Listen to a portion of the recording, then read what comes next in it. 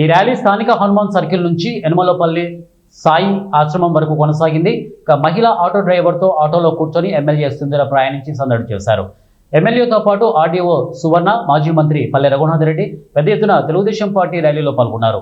అనంతరం సాయి ఆశ్రమం అతిథి గృహంలో 1122 మంది ఆటో డ్రైవర్లు, మ్యాక్సీ, క్యాబ్ డ్రైవర్లకు ప్రత్యేక సమావేశం ఏర్పాటు చేసి వారికి నగదు చెక్కులు విడుదల చేశారు. ఈ సమావేశంలో జిల్లా కలెక్టర్ శ్యాంప్రసాద్ హాజరయ్యారు. దీంతో ఆటో డ్రైవర్లు హర్షం వ్యక్తం చేశారు. ఆటో డ్రైవర్లను ఎమ్మెల్యే పల్లె సింధూర, కలెక్టర్ ఎం శ్యాంప్రసాద్ శాల్వా కప్పి ఘనంగా సత్కరించారు. డ్రైవర్లుగా మహిళలు ఉండడంతో వారిని ప్రత్యేకంగా సన్మానించి అభినందించారు.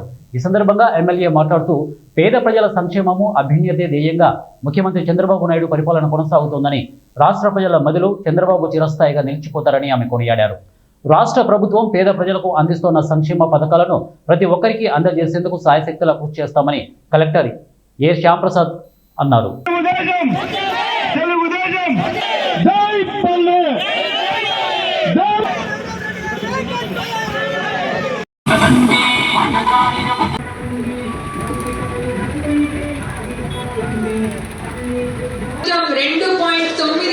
లక్ష మందికి దాదాపు 436 కోట్ల రూపాయలు ఇవాళ మీ అకౌంట్ లోకి జమ అవుతున్నాయి.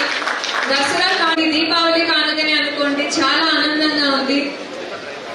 చాలా మంది చాలా పొద్దున్న నుంచి అందరికి హెల్ప్ చేయడానికి మీరు కష్టపడుతూ ఉంటారు. హాస్పిటల్లకు కానివ్వండి, లేదంటే స్కూళ్ళకి తీసుకెళ్లేదానికి కానివ్వండి, ఆఫీసులకు తీసుకెళ్లేదానికి కానివ్వండి, లేదంటే